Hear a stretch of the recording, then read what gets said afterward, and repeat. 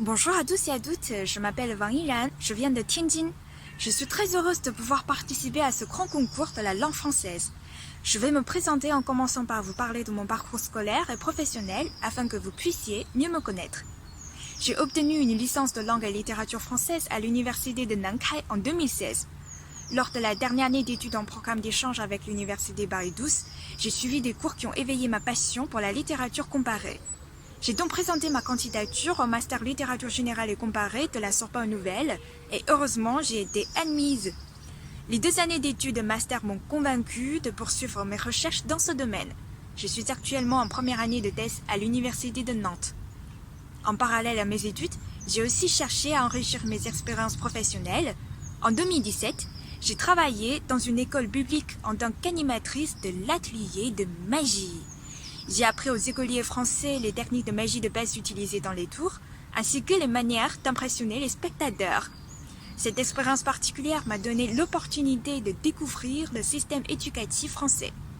En 2018, j'ai travaillé en tant qu'animatrice de Radio Mandarin d'Europe.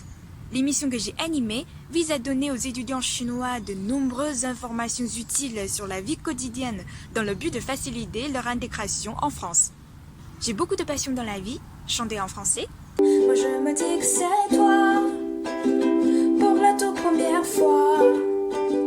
Pardonne de moi mes doutes, mes colères, le temps fera l'affaire. Et toi et moi, ah ça ira. Faire du doublage de voix en français en traduisant le texte original d'extraits de séries chinoises, tels que Amour éternel.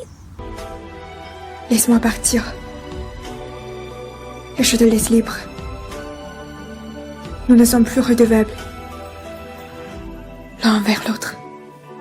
Mais aussi de vidéos amusantes du microblogueur Papy Jiang. Tu sais, Huang et l'homme a publié l'exercice coopératif, l'édition limitée. Tu veux? Oui, bien sûr. Ces questions sont un peu classiques, comme celle de 1982. J'habite à Paris depuis plus de 3 ans, au cours desquels j'ai vécu quelques grands moments, tels que l'élection présidentielle de 2017. J'ai aussi partagé des périodes de joie et de tristesse de la France, comme les ovations après avoir remporté la Coupe du Monde de football, le choc vécu au moment des attentats de Paris et de Nice, ainsi que, plus récemment, les pleurs pour la cathédrale Notre-Dame ravagée par l'incendie. J'ai l'impression d'avoir déjà un lien très étroit avec la France. Pour moi, le français n'est pas seulement la langue la plus romantique du monde, c'est aussi une langue qui me permet de découvrir le monde et de connaître les modes de vie de personnes d'origine et de cultures différentes. Peu importe où je serai dans l'avenir, l'empreinte que la France et le français m'ont laissée m'accompagnera toute ma vie. Je vous remercie de m'avoir écouté, j'espère vous revoir bientôt.